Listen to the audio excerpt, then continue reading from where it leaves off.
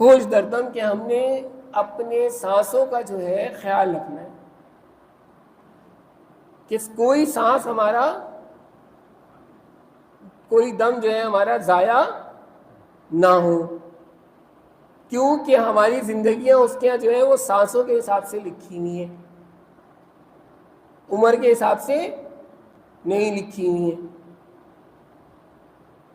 کیونکہ وہاں ماضی حال مستقبل نہیں ہے، وہاں دن اور رات کی طرح کے متعین نہیں ہے جس طرح سے یہاں پر ہے، وہاں تو زمانہ ایک ہی چل رہا ہے، تو تمہارے سانس لکھی ہوئی ہیں، تو تمہاری سانسیں جو ہیں وہ ضائع نہیں ہونا چاہیے، اس لحاظ سے ہوش دردم ہر وقت اپنے دم کا خیال رکھنا چاہیے کہ وہ اللہ کے ذکر سے خالی نہ ہو۔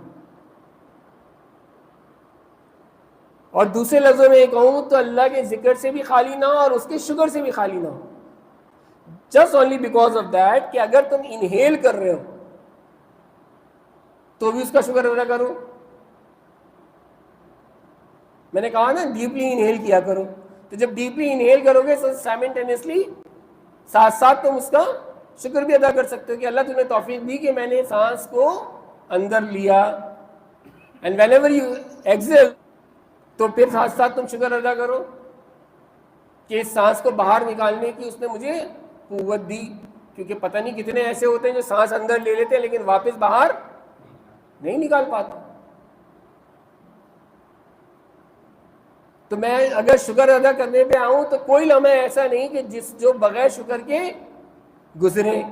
لیکن عادت تو ناشکری کی پڑ گئی ہے بھائی، 99 کا چکر ہے سارا، کہ جو 99 نعمتیں گھر کے اندر ہیں وہ نظر نہیں آتی، جو ایک نہیں ہے سارا رونا پیٹنا اسی کا مچا ہوا ہے، تو جو 99 ہے بھائی اس پہ شکر کر لو اور اس ایک کو چھوڑ دو، اسی کے سپرد کر دو، جب وہ مناسب سمجھے گا، جو وقت بہتر سمجھے گا وہ ضرور عطا کر دے گا، کیونکہ جب اس نے 99 تمہیں عطی نہیں ہے تم اس قابل تھے کہ تمہیں دی جاتی۔ ہمیں تو 24 گھنٹے میں اگر ایک روٹی بھی دی جاتی تھی کہہ کے دی جاتی تھی کہ بھائی یہ تمہارے حصے کی نہیں ہے، تم اس قابل نہیں ہو کہ تمہیں ایک روٹی بھی دی جائے، ہم اپنے حصے کی روٹی دے رہے ہیں،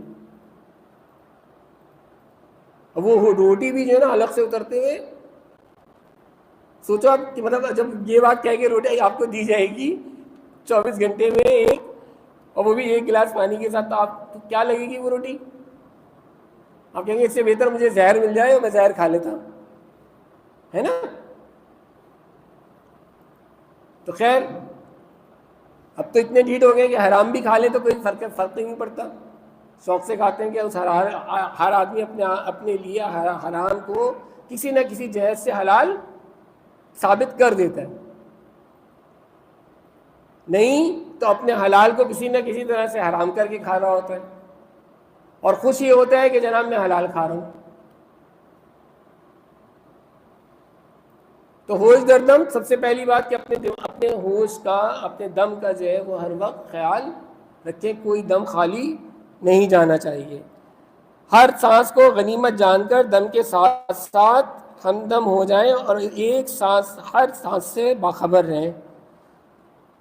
حضرت شاہ نقشبند کا ذاتی عمل یہ تھا کہ انہوں نے کسی طرح اپنے دم کی حفاظت کی، اور اس کے بارے میں آپ فرماتے ہیں کہ اگر حضوری حاصل کرنی ہے تو حضوری حاصل کرنے کے لیے ایک بہترین ذریعہ ہے